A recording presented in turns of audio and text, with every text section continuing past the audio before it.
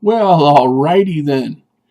It's Mr. Cinema Junkie here, and I've seen a couple people posting some teas for the Alphabet of Awesome movies, and I don't want to get left behind again, so I'm going to get on it. And my selection for the Alphabet of Awesome movies, the T section, is the ultimate classic. How could I not choose this one? Absolutely awesome movie. Incredible movie, even.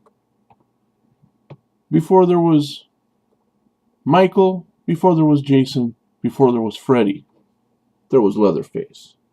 Texas Chainsaw Massacre. Yes, this is the infamous steelbook that caught the hammer from Franz. Not the same one, but this is the exact same style. Beautiful little edition. I've shown it off once before. Infamous hook scene. 2 discs. Let's talk about this, shall we? The Texas Chainsaw Massacre has nailed its place in cinema history. It did so much with so little. Now you have to have this gigantic millions of dollar budget, and maybe it'll pass, maybe it'll fly, but back then, I don't know what the budget on this was, but it wasn't that huge. You incorporate a lot of sleight of hand. They didn't use very much blood in the movie. That infamous hook scene that I showed there, everybody swears up and down you see the hook go into the flesh. You never see the hook go in there. Not one time.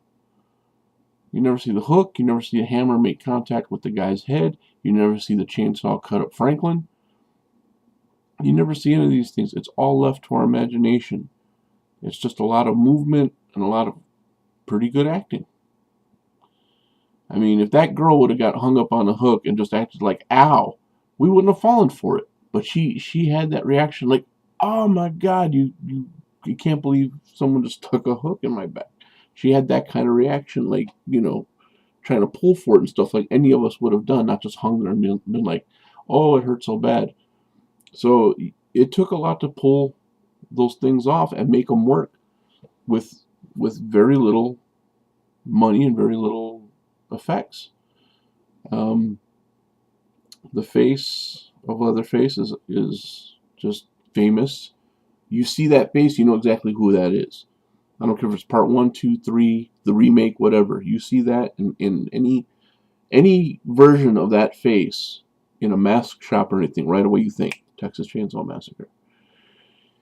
And yes, later on there was a release of a movie called Pieces, where it says you don't have to go to Texas for a Chainsaw Massacre. But nobody incorporated the chainsaw quite like this movie.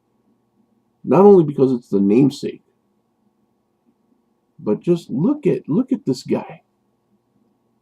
Look at him. That's just terror embodied in a suit and tie. Tobe Hooper knew what he was doing, man, and he pulled off the ultimate classic. I don't think. I honestly, I don't like to put people on. I don't like saying things about, oh, you're not a horror fan of this, or you're not a horror fan of that. And I'm not going to say that now. But I do believe that any self-respecting horror fan should have a copy of this somewhere. If it's a deluxe edition, a steelbook edition, steelbook edition. I just plugged your channel without even trying. If it's a steelbook edition, if it's just the regular, Texas Chainsaw Massacre 1 disc, even if it's the VHS copy, you gotta have a copy of it in your collection somewhere. Okay? There's been all this talk about remakes and stuff. Pay homage to the originals. Show your respect, boy. This is my selection for the T section of the alphabet of awesome movies, the Texas Chainsaw Massacre.